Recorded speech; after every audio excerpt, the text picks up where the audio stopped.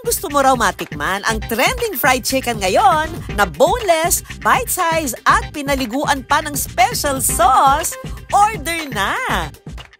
Ang crispy na chicken pops kasi nila rito, may enjoy mo na sa halagang 149 to 259 pesos. Partneran mo pa ng ice scramble sa halagang 79 pesos. Meet Copper ang isa sa utak ng food business na ito. Nag-start ako mag-business siguro sa school. Nagtitinda ako ng mani through online.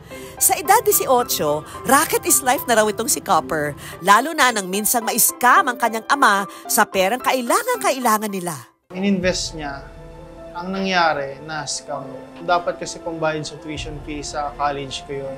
Then, nangyari na yun is sobrang lugmok, sobrang dilim, sobrang hirap that time. Pero dumating yung point na sinabi ko kay tatay na habang may buhay may pag-asa, huwag tayong mawala ng pag-asa. Ang naging motivation daw niya sa buhay, bawiin ang nawalang pera ng kanyang ama para sa pangarap na mapagtapos siya. Dahil dito, naisipan niyang magtinda. Doon napunta yung sa utak ko na i-motivate yung sarili ko na kaya ko bawiin yan. Nagbenta rin ako ng gulay, biglang nag-ice scramble ako, ganyan. Dine-deliver ko, free deliver pa yun. Dahil sa pagtitinda, unti-unting naibangon ni Copper ang kanyang pamilya. Kahit na pinag-aral ako ng tatay ko sa private school, kailangan ko mag-hustle hard. Kasi wala ka namang ginagawang masama, right? So, kumbaga yun yung naging yung mindset ko that time na kayod, kalabaw. Pasok sa eskwela sa umaga, kayod naman sa trabaho sa hapon. At unti-unti, naitayo niya ang maliit na negosyo. Binild na namin yung mic ko. Sa totoo lang, noong una, sobrang hirap i-start. Kasi unang-una, madaling araw ka mamamalengke. Ikaw yung mag-restock. Then, ikaw rin yung magpiprito, ikaw rin yung magde-deliver. At habang lumalaki ang kanyang negosyo, unti-unti niya ring nararating ang finish line sa kolehiyo.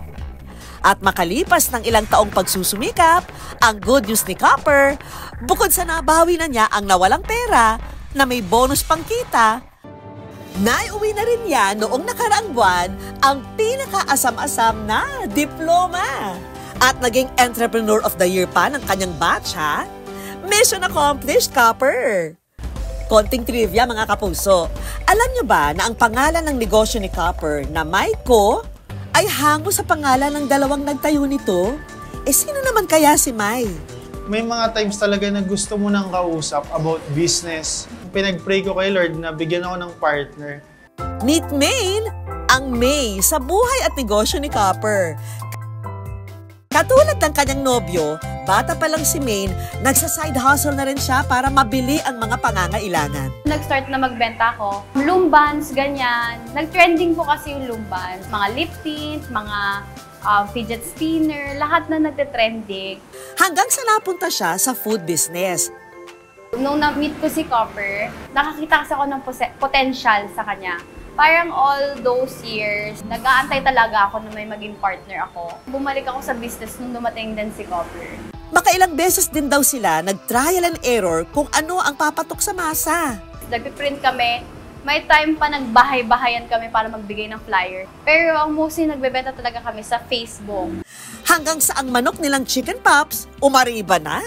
Ngayon, we have chicken poppers. Doon talaga nakilala si Maiko right now. Ang chicken business ng dalawa, nangitlog na rin ng isa pang kainan na ngayon ay may 4 na branch lang naman. Yung second baby namin, this one is our what we call blueprint. Salamat sa mga negosyong yan. Ang kitaan daw nila buwan-buwan, nasa 6 digits na. Sobrang fulfilling kasi nakapagtapos na ako ng pag-aaral. Gamit ng yung mga sinasahod ko sa mga businesses, bumuhos naman yung blessing ngayon at nabawi rin through hard work.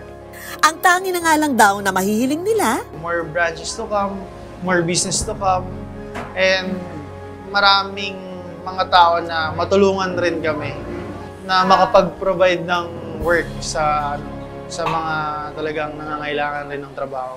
sinusubok man ang ating katatagan sa buhay, laban lang. Basta't may determinasyon at tamang diskarte, ang setback nagkakaroon ng big comeback.